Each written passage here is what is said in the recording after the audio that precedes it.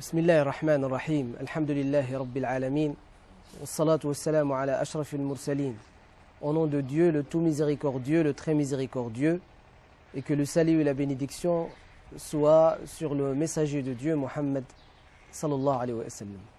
Très chers frères et sœurs, nous avons étudié ensemble et partagé à plusieurs reprises un certain nombre de notions concernant les priorités dans la vie du musulman au quotidien et surtout la vie du musulman en Europe et en France en l'occurrence.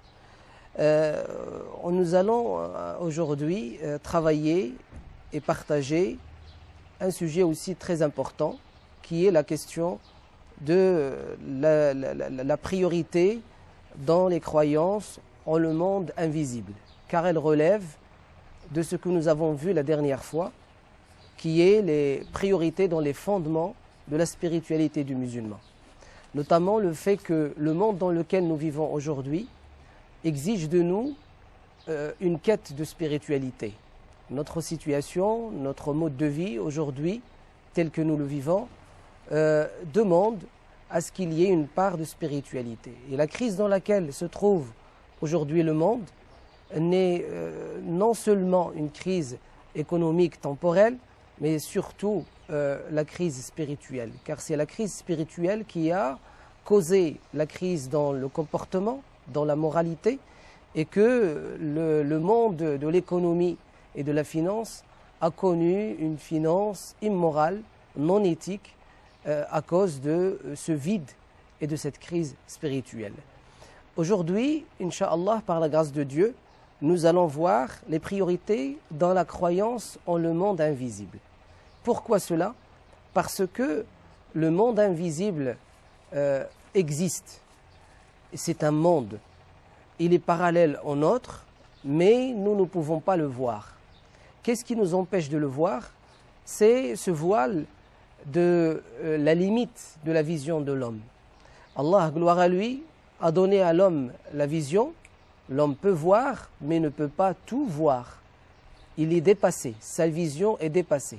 Elle a une limite. Il y a un horizon certainement, mais au-delà de cet horizon, au-delà de cette limite, l'homme ne peut savoir et connaître ce qui se passe.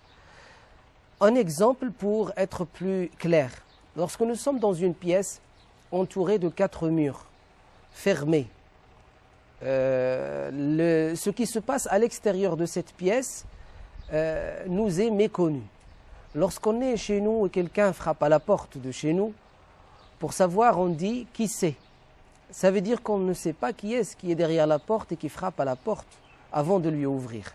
Et certainement, l'homme a inventé certains mécanismes, certains moyens, notamment ce qu'on appelle l'œil de Judas, qui se trouve au milieu de la porte, et par lequel et à travers lequel on peut voir celui qui ne peut pas nous voir.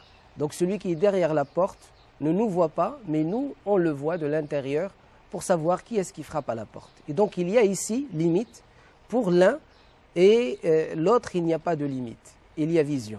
Donc notre vision par rapport et notre connaissance par rapport au monde invisible est très limitée. Elle est limitée à quoi? Elle est limitée à ce que nous voyons, bien sûr, mais le monde de l'au-delà, le monde au-delà de nos limites de vision, est un monde qui nous est méconnu, si ce n'est par la révélation d'Allah, gloire à lui.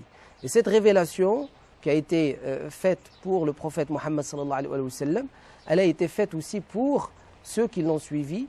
Elle a été envoyée au monde entier, révélant un certain nombre de choses relevant du monde de l'invisible.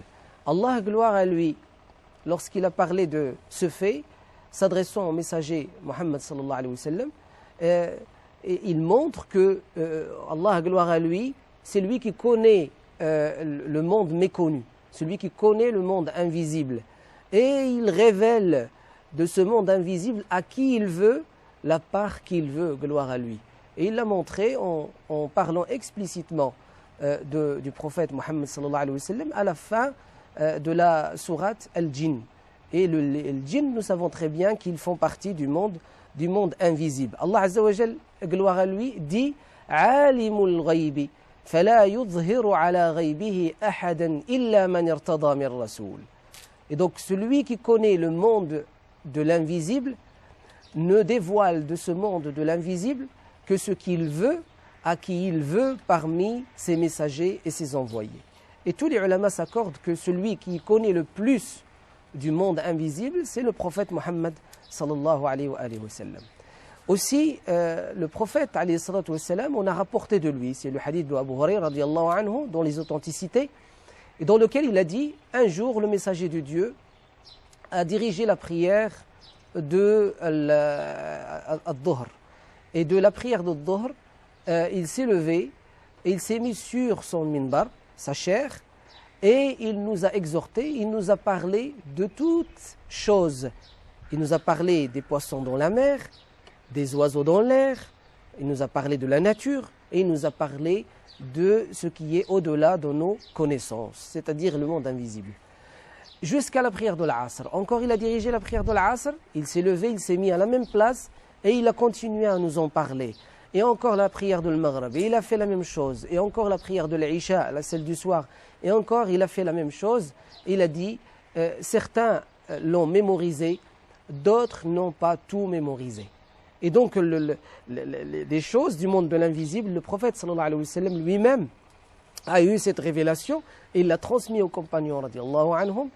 Beaucoup de choses nous ont été parvenues parce que les compagnons ont retenu et d'autres choses ne nous sont pas parvenues parce qu'il y a un certain nombre de compagnons qui n'ont pas retenu certaines choses. Et donc la croyance en le monde invisible fait partie des fondements de notre foi.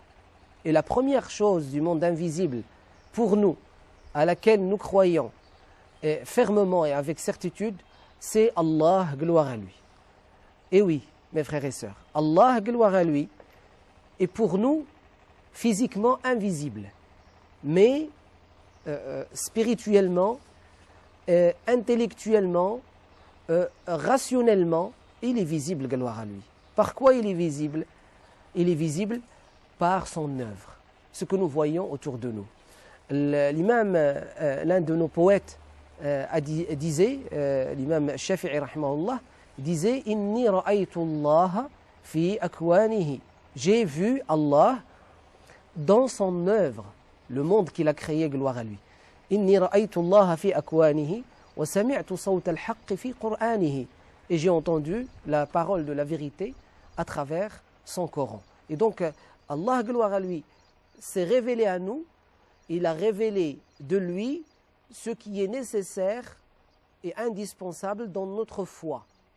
Il n'a pas tout révélé sur lui-même, gloire à lui. Nul ne le connaît véritablement, totalement, si ce n'est lui-même, gloire à lui.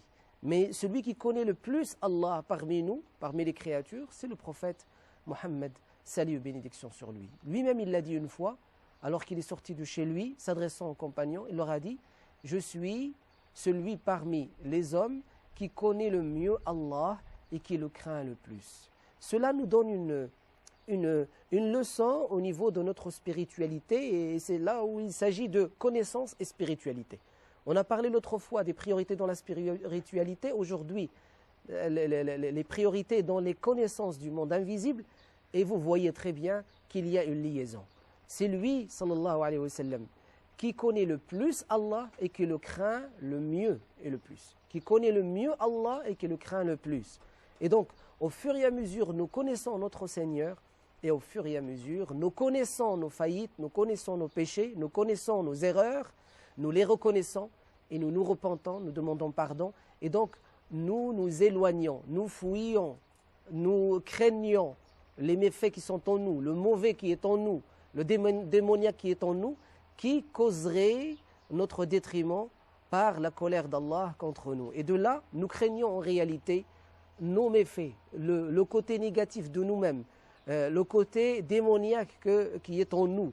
Et cette crainte, bien sûr, elle ne peut avoir son degré de summum et elle ne peut nous apporter ce bien-être spirituel que lorsque il y a cette connaissance de notre Seigneur, gloire à lui. Connaissance du monde invisible, connaissance de notre Seigneur. C'est la priorité des priorités dans ce domaine qui est la croyance ou si vous voulez, les priorités dans la croyance au monde invisible. Ce monde invisible, il n'est pas seulement les choses, par exemple, qui sont les anges, qui sont les djinns, qui sont le kursi, le trône d'Allah subhanahu wa ta'ala. On va les voir un par un ou une par une. En réalité, le monde invisible se compose de trois choses. La première chose, mes frères et sœurs, c'est le monde invisible du passé. Certainement, dans notre histoire humaine, il y a des événements qui ont eu lieu. Nous ne les avons jamais connus. La révélation de la part d'Allah Azza wa Jal nous les a fait découvrir. Elle nous a fait découvrir certaines situations dans le monde invisible du passé, de notre passé, nous, les êtres humains, de notre passé, nous, l'humanité. Par exemple, la question de cette discussion qui a eu lieu entre Moïse et Pharaon. Cette discussion qui a eu entre Ibrahim, le prophète Abraham, alayhi salatu wassalam, et le roi envers qui il a été envoyé en Mésopotamie à son époque. Cette discussion qui a eu entre Nuh, alayhi salam, Noé, et son peuple. Et donc, cette discussion qui a eu entre Isa, Jésus, et les notables des enfants d'Israël, de son peuple. Et d'autres événements, le passage de Moïse avec le peuple des enfants d'Israël, ce passage et cette traversée de la mer Rouge, passant de l'Égypte vers l'autre côté de la mer Rouge, vers bien sûr d'un côté l'Arabie et de l'autre côté vers la Syrie et surtout la Palestine. Et donc tout ça c'est des événements historiques. Certainement il y a des traces matérielles, mais il y a eu révélation de la part d'Allah subhanahu wa ta'ala d'un certain nombre de réalités, de vérités historiques que nous avons découvert au fur et à mesure que nous avons cherché avec, bien sûr, le moyen qu'Allah nous a donné, qui est la science, qui est, bien sûr, la quête de la connaissance, du savoir, et ceci est très important pour notre bien-être spirituel, incha'Allah ta'ala. Sur ce, on s'arrête, incha'Allah ta'ala, et on se verra par la suite. Wassalamu alaikum wa rahmatullahi wa barakatuh. Bismillahirrahmanirrahim. Au nom de Dieu, le tout miséricordieux, le très miséricordieux, et que le salut et la bénédiction soient sur son messager, Muhammad sallallahu alayhi wa sallam. Très chers frères et sœurs, de nouveau, avec vous, continuons, incha'Allah ta'ala, par la grâce de notre Seigneur, sur ce sujet qui est très important. Le sujet que nous avons entamé avant l'arrêt, notre pause, ce sujet qui concerne la croyance en le monde invisible et les priorités dans la croyance en le monde invisible. On avait dit qu'il y a un monde invisible du passé à chercher. Il est important car le passé de la personne permet à la personne de connaître sa véritable identité et de construire bien sûr son avenir. Aussi, un monde invisible un monde invisible de notre présent. Et oui, notre présent dans lequel nous sommes, il y a des choses qui sont invisibles pour nous. Il y a des choses qui se passent dans le monde au sujet desquelles nous n'avons aucune information. Il y a par exemple dans notre nature des créatures que pour les voir, il faut avoir des mécanismes, des moyens qui vont vraiment agrandir l'image et l'agrandir pour que nous puissions nous voir ces créatures tellement minuscules. Rien que l'air que nous respirons, cet oxygène que nous inspirons, ce gaz carbonique que nous expirons, nous ne le voyons pas. L'air, on ne le voit pas. On ne voit pas l'air. Et l'air, elle est composée de plusieurs composantes chimiques. Et ces composantes-là, bien sûr, si nous n'avons pas les moyens mécaniques que nous avons inventés, nous les êtres humains, on n'aurait jamais su de quoi cet air est composé. La même chose, le bébé dans le fœtus dans le ventre de sa maman. Ce fœtus dans le ventre de sa maman, si on n'avait pas les radios, les échographies par lesquelles on voit ce que c'est, l'homme est arrivé jusqu'à voir même le sexe du fœtus, du bébé, si on n'avait pas ces moyens-là, on n'aurait jamais pu voir. C'est un monde invisible que nous avons pu découvrir en inventant des moyens et des mécanismes.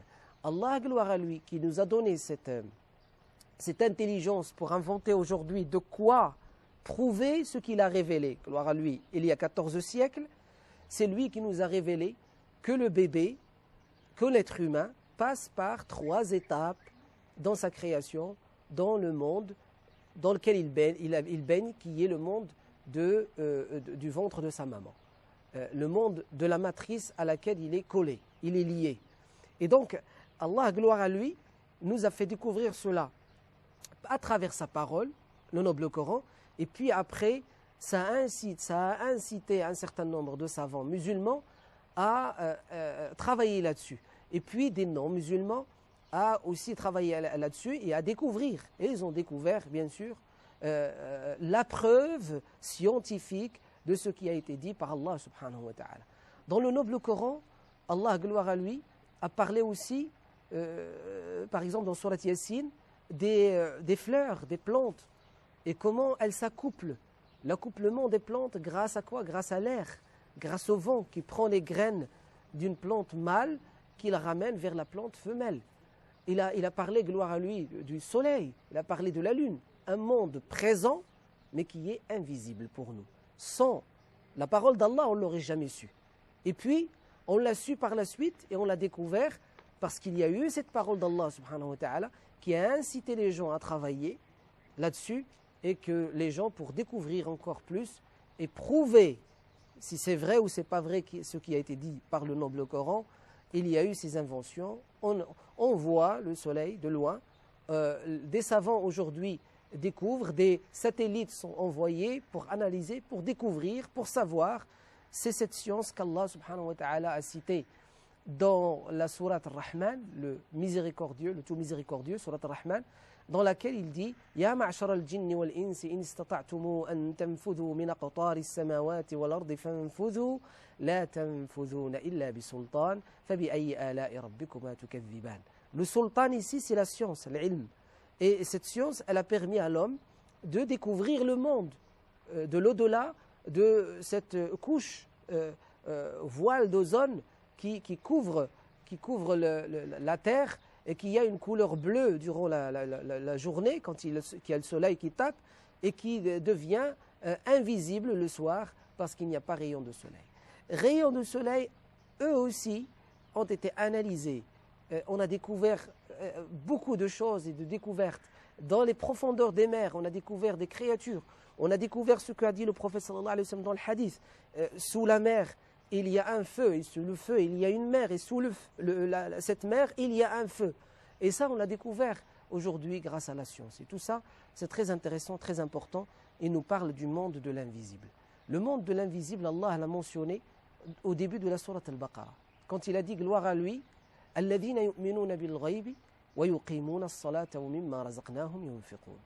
Et donc, il nous montre le lien entre la croyance en le monde invisible et la spiritualité. La priorité dans la croyance dans le monde invisible et la priorité dans notre vie spirituelle.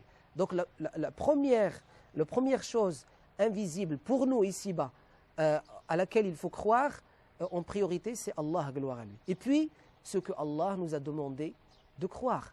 Allah nous a demandé de croire en les anges. Nous croyons en les anges. Et les anges Allah les a créés en plusieurs catégories. Il leur a donné des fonctions selon leur nature, selon leur puissance, selon leur savoir-faire et leur manière. Et donc Allah Azza wa Jal nous montre à travers cela une leçon. C'est que Allah vous a créé non pas pour une futilité mais pour une utilité. Vous avez une fonction. Telle que les anges ils ont une fonction, chaque catégorie d'entre eux, ces anges-là, vous aussi vous êtes des catégories. Et Allah vous a créé en plusieurs catégories afin que vous puissiez les uns apporter aux autres ce qui leur manque, incha'Allah ta'ala. Et donc la croyance en le monde invisible nous amène des anges à al-jinn. Allah, gloire à lui, a créé al-jinn, une autre créature qui était responsable sur terre de sa présence sur terre, qui était gérante de sa vie sur terre. Cette créature, Allah l'a créée avant nous. Il a fait en sorte qu'en elle, il y ait des croyants et des non-croyants. référez-vous, Inch'Allah ta'ala, à la sourate Al-Jinn, vous verrez, Allah Azza wa Jal parle de l'Jinn dans cette sourate. Il parle du fait qu'ils sont en plusieurs catégories, que parmi eux il y a les croyants, il y a les non-croyants, parmi eux il y a les juifs, il y a les chrétiens, il y a parmi eux les bouddhistes, il y a parmi eux bien sûr les croyants, les musulmans. Dans le monde invisible, il y a le monde invisible qui nous est invisible et qui relève du futur. Et là bien sûr, nous avons des versets coraniques, la parole d'Allah Azza wa Jal, qui nous parle bien sûr de la mort. La mort est invisible pour nous, car il n'y a aucun mort qui est revenu pour nous dire comment s'est passée sa mort. Si ce n'est le fait que le messager de Dieu nous a parlé de Sakarat el-Maut, les supplices de la mort, les douleurs de la mort, mais sinon aucun individu n'est revenu pour nous dire voilà ce qui m'est arrivé pendant que je suis mort. Aussi, le prophète sallallahu alayhi wa sallam nous a parlé, et Allah, gloire à lui, de ce que vivent les morts après leur mort. Il nous a donné un certain nombre d'informations qui nous sont utiles. Ce qui n'est pas utile pour nous, Allah ne nous en a pas parlé. Donc contentons-nous de ce que Allah et son messager nous ont dit à ce sujet, ils nous ont révélé à ce sujet. Le monde dit de l'barzakh, la vie entre les deux vies. La vie de l'ici-bas, la vie de l'au-delà et la vie dans al-barzakh que le prophète sallallahu alayhi wa sallam a parlé, il a dit la vie dans al-qabr. Cela ne veut pas dire que la personne dans le qabr, elle va reprendre vie avec le corps qu'elle a aujourd'hui. Non, le corps va retourner à la terre, va redevenir poussière, squelette. Et après le squelette lui-même va devenir poussière par la suite. S'il reste que quelques os, et puis il restera vraiment le tout petit os que le messager de Dieu a indiqué alayhi salatu wassalam, qui est notre graine d'existence. Le monde invisible passe de la tombe, qui est l'attente de quoi? L'attente de la fin de cette vie entre les deux vies, pour arriver au début de la vie éternelle, et qui commence par la résurrection. Nous croyons en la résurrection, mais elle est pour nous, elle relève pour nous du monde invisible. Elle n'a pas encore eu lieu. Et donc, cette résurrection, ce qui se passe dans cette résurrection, les gens qui vont jaillir de la terre, comme des plantes, les gens qui vont se regrouper dans un lieu, qui vont être poussés par la suite par un feu, qui vont arriver bien sûr à ce lieu-là du jugement, le jugement lui-même, les gens de la droite, les gens de la gauche, le Seigneur qui parle à sa créature, les anges qui les entourent, le pan qui se dévoile, l'enfer qui montre ses flammes, et les portes du paradis qui apparaissent de loin, et les gens qui attendent, les gens paradisiaques qui attendent, alors que le soleil s'approche de leur tête, et qui demandent à ce que quelqu'un puisse intercéder en faveur de leur rentrée au paradis qu'ils attendent. Et c'est le prophète Mohammed sallallahu alayhi wa sallam, salut et bénédiction sur lui, qui aura cette faveur d'intercéder en la faveur des gens, incha'Allah ta'ala. Et puis, il y a l'entrée au paradis, la chute en enfer, qu'Allah nous préserve, l'éternité au paradis, avec tout ce qui est dit dans le Coran, tout ce qui est dit dans la sunna du messager de Dieu, salut et bénédiction sur lui. Il nous a dit que dans le paradis, il y a des choses que nul n'a jamais entendues, nul n'a jamais vues, nul n'y a jamais pensé.